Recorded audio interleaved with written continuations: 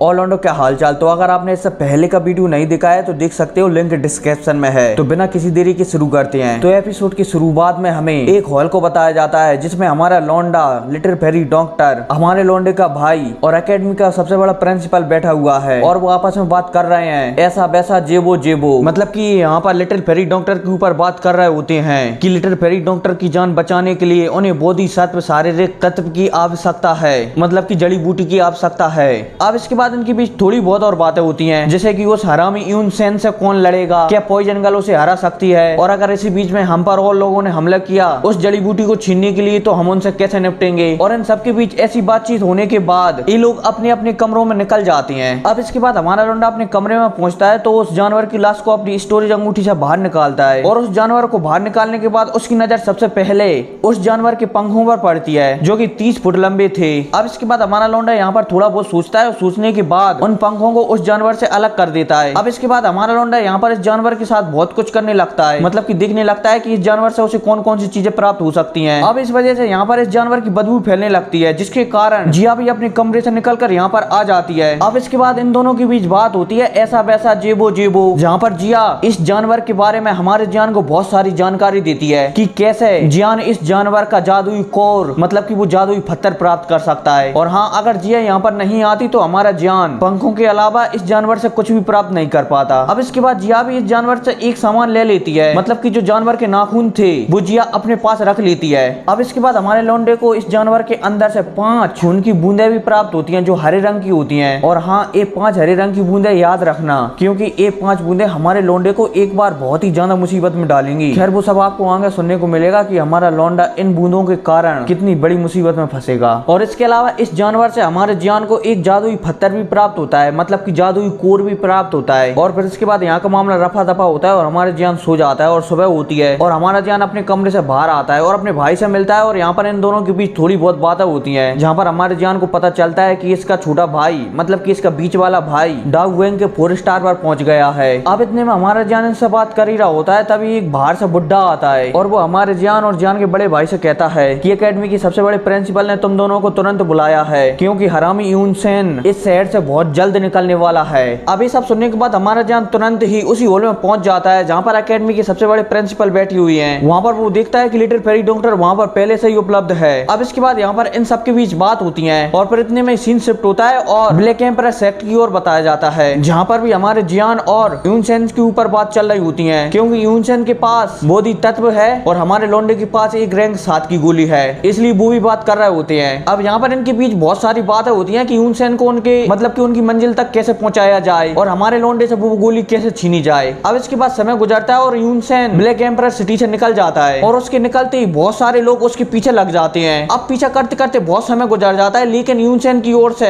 किसी भी प्रकार से कोई भी अटैक नहीं आता है और ना ही कोई अटैक उस पर करने की कोशिश करता है। इतने में फिर यून सेन के ऊपर अटैक होने लगते हैं, लेकिन यून सेन को इस बात से घंटा भी फर्क नहीं पड़ रहा होता है, वो तो सीधा जा ही रहा होता है। लेकिन इतने में हमारा लौंडा चलता है और उसे कुछ महसूस होने लगता है, इसलिए वो एकेडमी के सबसे बड़े प्रिंसिपल से कहता है कि मुझे लगता है कि ये आदमी यून सेन नहीं है, ये सिर्फ उसका एक छलावा है। तो एकेडमी के सबसे बड़े प्रिंसिपल भी ये बात थोड़ी बहुत महसूस करने लगते हैं। इतने में हमारा जान अपनी आंखों को बंद करता है और अपनी दृष्टि से, मतलब कि अपनी अंदरूनी दृष्टि को चारों तरफ फैला देता है और हमारे जान की अंदरूनी दृष्टि यून सेन के चारों तरफ घूम घूम कर देखने लगती है। अब इसके बाद थोड़ी देर बाद हमारे जान को पता चल जाता है कि असली यून सेन की बॉडी कहाँ पर है। इसके बाद हमारा जान तुरंत आंखों को खोलता है और वो सुक्यान, मतलब कि एकेडमी की सबसे बड़े प्रिंसिपल से कहता है कि मुझे पता लग गया है कि असली यून सेन कहाँ पर है, तुम फिलहाल के लिए इसी का पीछा करो, मैं असली यून सेन के पास जा रहा हूँ। और भाई हमारा जान एकेडमी के सबसे बड़े प्रिंसिपल से यह कहकर कि मैं लिटिल फेरी डॉक्टर और जिया को भी अपने साथ ले जा रहा हूँ और अगर ये यून सेन की नकली बॉडी गायब हो जाती है तो मैं जाते जाते अपने कुछ निशानों को रास्ते में छोड़ जाऊंगा, जिसकी सहायता से तुम पता लगा सकते हो कि मैं कहाँ पर जा रहा हूँ और फिर उसके बाद तुम मेरे पीछे आ सकते हो। अब इतना कहते ही हमारा लौंडा लिटिल फेरी डॉक्टर और जिया के साथ वहाँ से निकल जाता है और फिर इतने में सीन शिफ्ट होता है और हमें एक हॉल का सीन बताया जाता है जहाँ पर यून सेन की असली बॉडी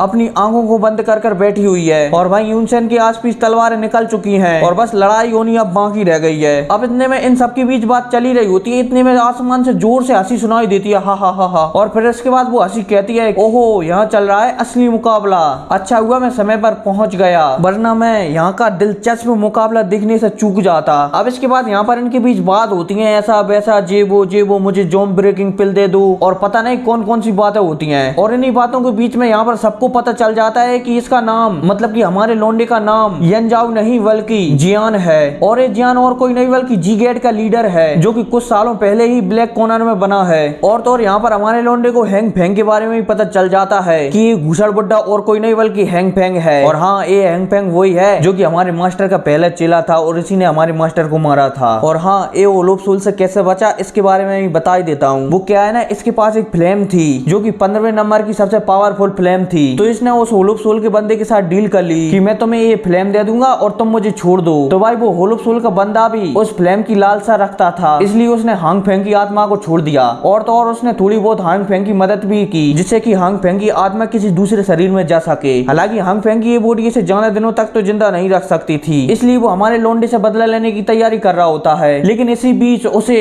इस बोधि तत्व सलाइवा की खबर मिली जिस वजह से वो जान से नफरत भुलाकर मतलब कि फिलहाल के लिए जान से नफरत भुलाकर मतलब कि कुछ समय के लिए जान से नफरत को भुलाकर यहाँ पर इस बोधि तत्व को लेने के लिए आ गया था। और हाँ, अब आप मुझे कमेंट कर बताना कि हांग फेंग का अब यहाँ पर क्या होगा। क्या हमारा लौंडा इसे मार देगा या फिर भाई दोबारा से दुम दबाकर भाग जाएगा। खैर वो तो आपको अगली वीडियो में ही पता चलेगा। तब तक लिए टेक केयर एंड